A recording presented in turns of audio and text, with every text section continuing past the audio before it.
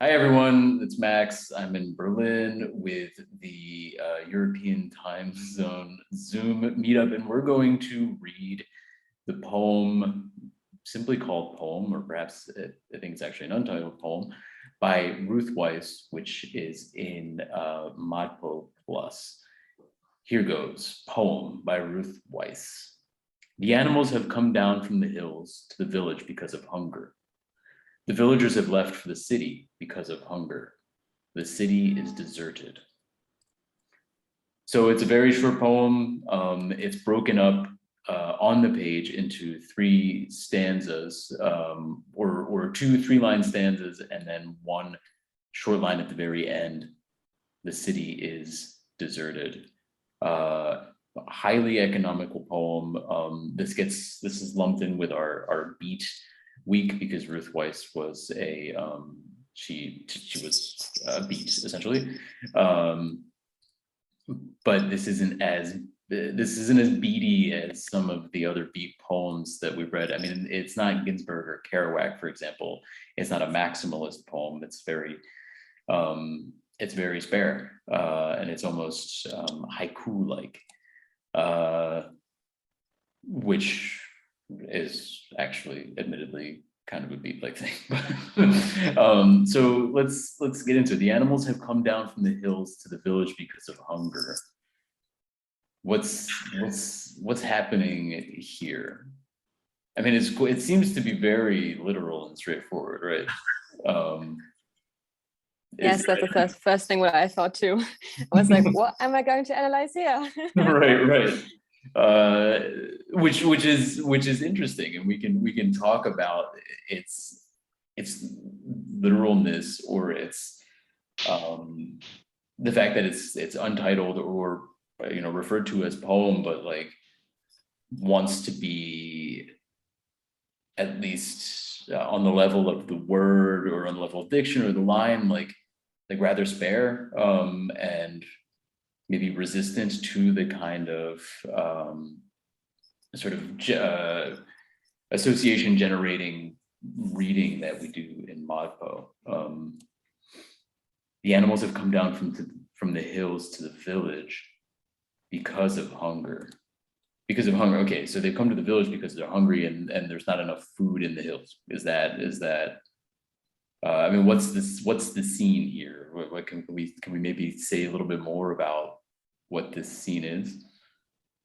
Where are these hills? What kind of animals are they? What is this village? Where is this? Does it matter?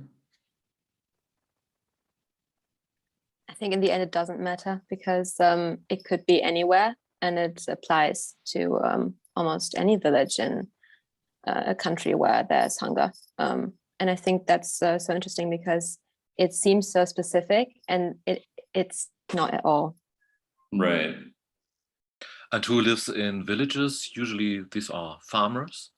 They probably have enough food in storage, and now the animals come and go to their silos and find food. And start eating the grain that they've saved up. And the animals, it's also unimportant what kind of animal it is, I guess. They're just animals. I mean, is it like coyotes? Is it raccoons? Or I mean, because the kind of animal it is would suggest, or that would determine what kind of food they're looking for, and then maybe what kind of village this is, and then what kind of threat that they pose. If they're if this is a very agricultural scene anyway. I'm sorry, I have a cat knocking on my door. Speaking of animals and hunger, if this is a very agricultural scene, it could be these could be like the sheep, the shepherd's sheep that are in the hills that have come, back looking for the feed or something. Or it could be far more menacing, like it could be like coyotes or something that are coming down and stealing chickens, or it could be like bears if you're in certain parts of the US. It could be bears that are coming down and like eating your pets. I don't know. I don't think that's what bears do. I apologize. I apologize to Well, the bears. word, Max, the word hunger is more desperate and stressful than just coming down to eat. Right. You're right. Yeah, because of hunger. Right. There's something driving. There's a driving force. Well, there's a And lack of when- food and that we read in this stanza, and that's why they are coming down. And I think that refers to our common understanding that animals, wild animals, come down because they feel like in the village there's food. There might even be human beings to eat and to attack. You know, that's as far as it can go. So there might be a threat from the animals from who are coming down, that are coming down from the hills. So that's what I'm detecting in that stanza, and also this notion of there's a tension in it, that fear that also is in that when I read it, a fear of something looming, something dark.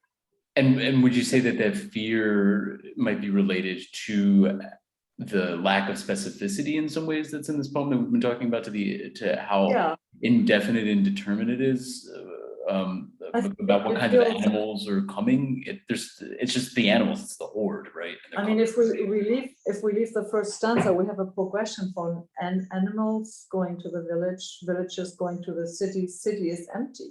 So there's something that is building up, a tension that is building up already in that first stanza, because we don't know, it's so basically random in some ways what kind of animals. You ask that question yourself, and I would say wild animals that are hungry, animals that are under this. I think when the tsunami hit, the animals would have this feeling, that sense of danger, and would leave the hills. I think that's something I remember, and that struck me. So there's a feeling of desperation. So there's this kind of driving energy here that's it's driven in some ways by anxiety or by fear or desperation, or quite simply hunger, right? And so it has there's this kind of dark, brooding, menacing momentum right out the gate in this poem, which brings us then to the second, that gets recapitulated in the second stanza. The villagers have left for the city because of hunger. And the causality is not clear, right? Like we can understand the villagers leaving the city maybe because the animals have eaten all their food, but I don't know that actually happens. And I think that maybe here in the human context, hunger starts to take on a different meaning. Does anybody have any thoughts on this second stanza, or maybe how the pattern of movement or what's driving the villagers differs from what's driving the animals? It's almost like at the beginning, you suggested that it has a haiku-like structure. To me, it's more Jewish literature. It's like a psalm. I mean, Ruth Weiss, she was Jewish. Sure. And what is typical for psalms is that you have these parallelisms, memprorum, that you have a three-part parallelism. You have the animals have come down. In the next section, you have the villagers have left, which is the first parallel structure. Then from the hills to the village, for the city, in the next section, you have the middle part, and then the final one, because of hunger, that is repeated, also a form of parallelism. I would say she goes back to her own tradition. She writes in a Jewish poetical tradition, and she replaces the animals with the villagers. Maybe she's saying here that also humans are animalistic, like animals. The psalm structure that's important for sure, especially with the syllogisms that are happening and the parallelisms. Willow, do you want to add something? Yeah, I was going to say that it's almost like reminiscent of a revolution, the French Revolution, something like that, that the villagers have been encouraged, or they've thought that there is something for them in the city, and the city is not usually a place of food manufacture, but maybe they're hungry for justice or something like that. And the city is deserted, so perhaps those that they would go to address have gone into hiding. Yes, I think it's very interesting that the animals and the villagers, to me, end up in the city because it seems like it's the same reason, it's hunger, but I think it's a different meaning for both of them. I mean, animals, it's probably like hunger in the sense of they are hungry for food. And the villagers, I think it could also be self-realization or something like that that drives them to the city. And when they come there, it's deserted, and both of them, like the animals and the villagers, like don't get to realize their goals. Oh, speaking of animals. Isn't it like a kind of an end of the world poem? Because okay, Corona recently, all of the animals came to the city was deserted, nobody has anything to eat, it's the end of the world. When the city is deserted, when the city is the last to go, it's almost like a social hierarchy. Everybody is trying to go someplace quote unquote safe, and it's like there is no place safe, because once the city is gone, it's almost an end of the world kind of a thing. Right. It is apocalyptic. Yeah. Ruth Weiss with zombies. Yeah, no, it's Nothing's left. I mean, it's the end of the world, and it seems like a kind of a beat theme. Maybe for whether it's, you can't say nuclear because nuclear everything goes at the same time, but you can something, yeah, whatever is going to the thing that's going to end the world politically, socially, or actually physically is there. No? And I think that the dot at the end symbolizes that as well, because for the first two stanzas, it was 3 dots every time. And I think that kind of shows this, it's going to continue. And their journey is not ended yet. And now at the end, the city is deserted, and then there's this 1 dot. And I think the journey has finally ended there. Right, the periods, the full stop. I also see here a development in cultivation. It starts with the animals, it starts with nature, it starts with a biblical beginning. I lift up my eyes to the hills, to the mountains, and then it goes down to a first step in cultivation, namely the village. And then further development is then the city, and also the 3 dots, they also indicate that there is something going on, there is something missing that she left out. I was going to get back to Jackie, your comment. You said it couldn't have been an atomic bomb, but couldn't it be the occurrence that maybe in the city, the atomic bomb would have had like the most impact? So the animals maybe are okay for a while. I thought of that. Villagers. Yeah, I thought about that. Usually animals know things before we do, like eclipses and things like that. But yeah, to me, an atomic bomb is the whole thing. And when it happens, it's going to happen. But yeah, sure. Why? Yeah. But it is that you could, if you add another line and then the world is deserted, yeah, it's over. You don't need it. It's something went very wrong. I totally get the nuclear apocalyptic vibes here at the end, or it's very like zombie apocalypse. I think Willie's.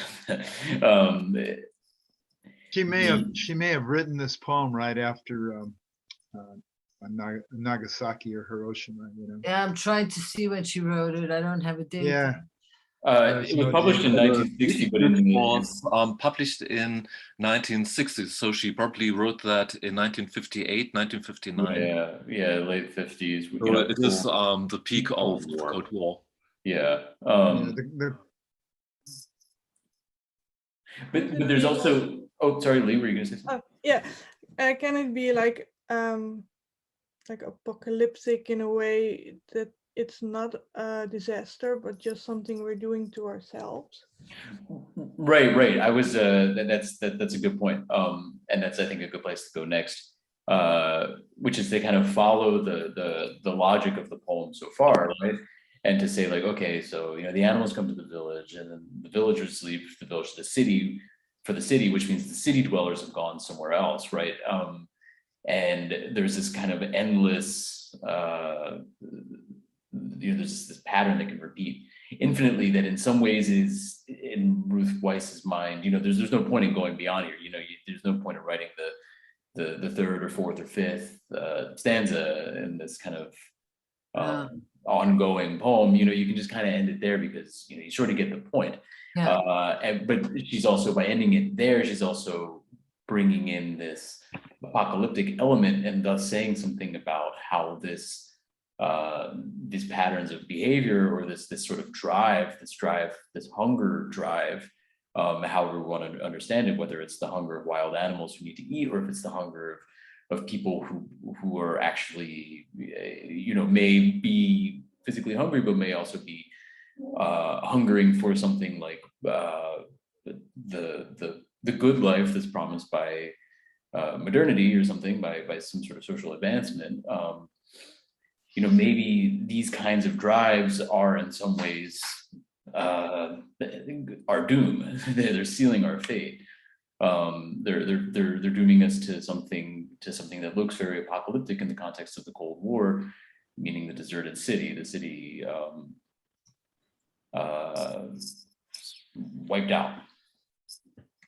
Yeah, I was thinking about the hunger in a different way. Okay. Because the animals have gone down to the village because of hunger, because the village was hungry, like domesticating animals. Right. And then you can also put it in the city part, like the city is hungry, it attracts villagers. Like it's attractive and villagers will come there, and it is deserted, so it won't. I don't know if I'm making any sense, but yeah. So can you just unpack the last part that you were saying a little bit about the? Yes, because the city, like in this poem, it's not a great place to go. It's deserted. It's maybe isolated or empty, as in lonely, I think. And then, but it also is attractive for people that live in a village. So they will come to the city, and then they will, end up in a place that isn't any better. Right. Or is worse. But the hunger is in my interpretation, the hunger is in the city and not in the people. Right, but it's like a spiritual hunger, or a kind of No, more like if the city is a thing that will eat people. Okay. Okay. So the city will swallow you alive, or something. Yes. Yeah, exactly. Okay. Like, and The the way that the animals will come village, down to the village, and they will be eaten, because we will eat them. That's pretty grim. Yeah. That's very zombie apocalyptic. I think what's very interesting about this last line is that the city appears to already be deserted. So while the logic of the poem feels like it can be repeated ad infinitum, X goes to Y, Y goes to Z, Z goes to A, chasing the next thing. Here also she's ending it at a point where the villagers get to the city only to find that the city dwellers, they don't even have to chase the city dwellers out, because the city dwellers are already gone. And so that begs the question, where have they gone? Like, where has their hunger driven them to? And is that important? And maybe that is what the second section is about. The villagers have left for the city. That could mean that the villagers have gone to the city, and now the villages are empty. Or it means that the villagers have left. They aren't anymore in the villages. They've made space for the city dwellers, for the city to move to the villages. Right. So then that's the sort of loop Full or circle. sort of cyclical interpretation of the logic of the poem, right? That there's a that then the people in the city then return to the hills or something, and then they become wild. I just saw, I very quickly read a fast Wikipedia biography, and it's very interesting. I'm finding that the more I'm working in Modpo, and the more I'm reading, the more I must know about something about the history of these writers. Because what I just read very quickly is she's saying that her and Kerouac were writing in a haiku style thing, back and forth, and then they all went to the desert. And they spent all this time in the desert. So maybe the next one is the city. It's not that they went back to the mountains, but they just split all together to the middle of nowhere but of course I have to read it clearly. I was just looking to see what she was doing, but that makes sense because also the desert is the middle of nowhere, and there also is very hard to find food there, and it's also a whole nother world in the desert. I'm living in one, but it's so important to know when they write and who they're writing to and why they're writing, because then you can start making more sense out of it. Yeah, if they all decided to go to the desert, then the city maybe would be deserted, at least of these kind of people, the poets and the people that had something to say. They said, let's get out of this stupid city. And I read that same Wikipedia this morning, and they said that Desert Journal is her masterpiece. Yeah. And I don't know anything about that, but I'm going to go look it up. Well, and then the other one, Mark, what book were you holding that you showed up? What's it called? Beatitude. Or Beatitude. Okay, because then she has another collection called Brink, which always means brink of disaster. I mean, it means brink of something. So you start putting words together and things start to, they somehow make associations that you can a little bit understand more of the poem. So the poem then is in some ways an account of the Beat generation, right? Of the following on what you've the three of you have just been saying. Don't know. And it is biblical. I mean, the desert. That's also the place where all the prophets go to. Of course, yeah. And what's a poet? Isn't a poet like a prophet? Totally, and especially in the minds of the Beats, where they there's, and I think it's very interesting here in this poem how we get this almost little allegory of civilization or something, right? You have the people who are living close to nature in the villages, and also perhaps who are threatened by the wilderness in some ways, who are then entering the next stage of civilization, who now have a sort of hunger for something that's available in the city, something like a different quality of life, some kind of advancement. And then now here you have this next stage of civilization, which is the city dwellers have they now have a new kind of hunger, a sort of an additional spiritual hunger that can only be satisfied by returning to the wild. And these are the Beats, the ones who are getting back to some sort of like spiritual relationship, maybe with the desert or with the wilderness, where they can kind of prophesize right onto the next. And to be over the top, the word desert is in the word deserted. That is not over the top at all. That is perfect.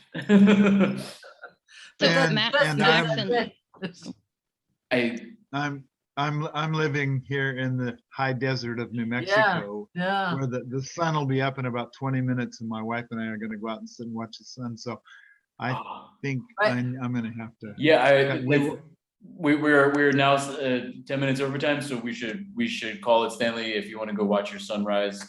That sounds awesome. I can also hang around for a couple more minutes if anybody has any like questions or any like final thoughts. But if you have to go at this point, that's totally fine. Please, like, don't hesitate. Well, what I as a closure, I'd like to say that this was run very much like your discussion groups on Wednesday, with the TAs and Al. Yeah. And I appreciate it. One of the things that I like about Modpo is the discussion groups, and So that's one of the reasons I keep hanging out there.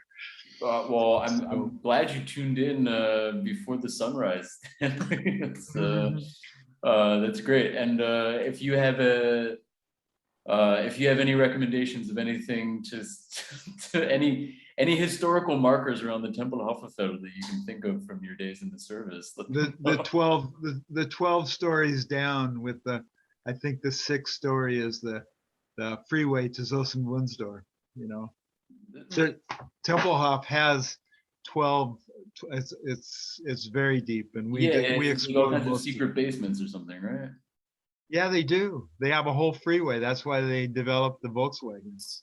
Wait, what? The freeway goes to where? What? Zossen-Wunsdorf, 12 miles out, where the headquarters for Hitler were.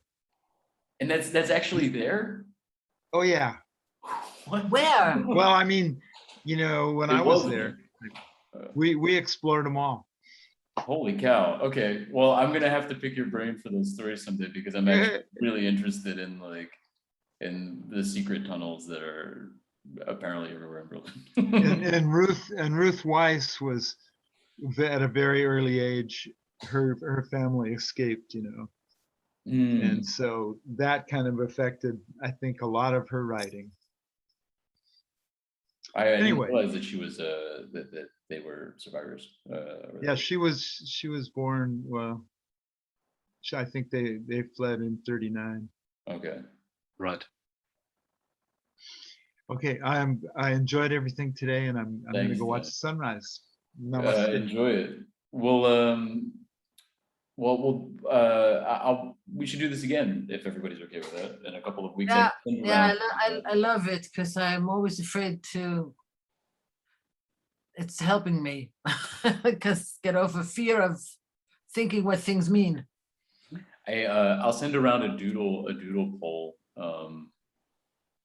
I'll post it in the forum. I would prefer a later time, as I said before. Sure. Maybe 4 o'clock, 6 o'clock. You know, this is perfect for me because, like I say, I get up early in the morning, and so. But maybe we could do a different day, or we can all check the schedules. I'll send around a poll for maybe something in 2 or 3 weeks or something. While Mappo is still in session, we can do something, and then take it from there, if that's okay. Nice to meet you all. Yeah, nice to hear from you all.